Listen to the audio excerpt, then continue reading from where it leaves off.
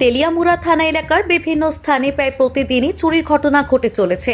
বিশেষ করে দোকান এবং বাড়িঘর থেকে গ্যাস সিলিন্ডার চুরির ঘটনা সম্প্রতি উদ্বেগজনক রূপ নিয়েছিল। লাগাতার অভিযোগ এবং লিপিবদ্ধ মামলাগুলোর ভিত্তিতে তদন্তে নামে তেলিয়ামুড়া থানার পুলিশ। তদন্তের সূত্র ধরে গামাইবাড়ি এলাকার দুই যুবক চিরঞ্জিত দে এবং পঙ্কজ সরকারকে আটক করে পুলিশ।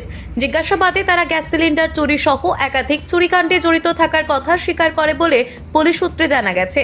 তাদের স্বীকারোক্তির ভিত্তিতে পুলিশ তেলিয়ামুড়া পৌর পরিষদের 14 এবং 15 নম্বর ওয়ার্ড এলাকা থেকে বেশ কয়েকটি চুরি যাওয়া গ্যাস সিলিন্ডার উদ্ধার করতে সক্ষম হয়। তেলিয়ামুড়া থানার ভারপ্রাপ্ত পুলিশ আধিকারিক জয়ন্ত কুমার দে জানান, এই চুরি কাণ্ডগুলির পেছনে একটি বড় চোর চক্র বা র্যাকেট কাজ করছে বলে প্রাথমিকভাবে অনুমান করা হচ্ছে। এই র্যাকেটের সঙ্গে যুক্ত আরও ব্যক্তিদের চিহ্নিত এবং গ্রেফতারের জন্য পুলিশি তদন্ত জারি রয়েছে। এদিকে পুলিশের এই সাফল্যে এলাকাবাসীর মধ্যে কিছুটা স্বস্তি ফিরেছে।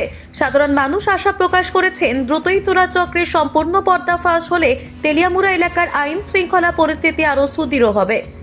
গোপাল সিংহের report, Assam prime network. Actually tea stall এগুলো সঙ্গে কিছু স্টেশনারি শপ, ওখানে দুটো দোকানে চুরি হয়েছে।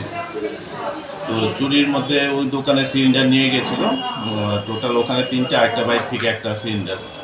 তো এগুলো রিপোর্টিং হওয়ার পর আমরা রিলায়েবল সোর্স এঙ্গেজ করি এবং কিছু সিসি ফুটেজ, যেখানে অ্যাকচুয়ালি ওখানে সিসি ফুটেজে আমরা কিছু পাইনি, দূরে একটা সিসি ফুটেজ ছিল, ওখান থেকে আমরা অনেকটা আইডিয়া করেছি যে এই লোকগুলো হতে পারে। আমরা কিছু অ্যানালাইসিস করেছি, তারপরে আমরা যখন রেড করলাম ওই বাড়িগুলিতে গিয়ে, তখন চুরি যাওয়া সিলিন্ডার সবগুলো উদ্ধার হয়েছে।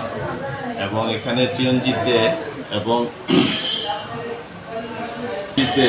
দীপঙ্কর সরকার বলে দুজনকে আমরা ধরেছি এবং তারা স্বীকার করেছে যে সিলিন্ডারগুলো ওই বাড়ি এবং আপনার দোকান থেকে চুরি করেছিল।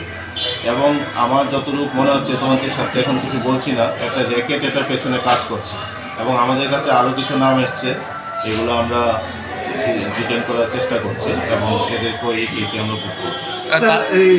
এটা অ্যাকচুয়ালি জয়নগর 11 এবং 15 ওয়ার্ড নাম্বার আমাদের টিএমসির আন্ডারে।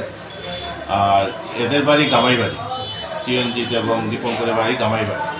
এবং এরা এই ধরনের পিলফারাজের সঙ্গেই যুক্ত এবং এই সিলিন্ডারগুলো এই ঘরের সিলিংয়ে এবং ঘরের পাশে যে গর্ত আছে সেই গর্তের মধ্যে লুকিয়ে রেখেছে। আমরা ওখান থেকে এগুলো উদ্ধার করে নিয়ে এসেছি।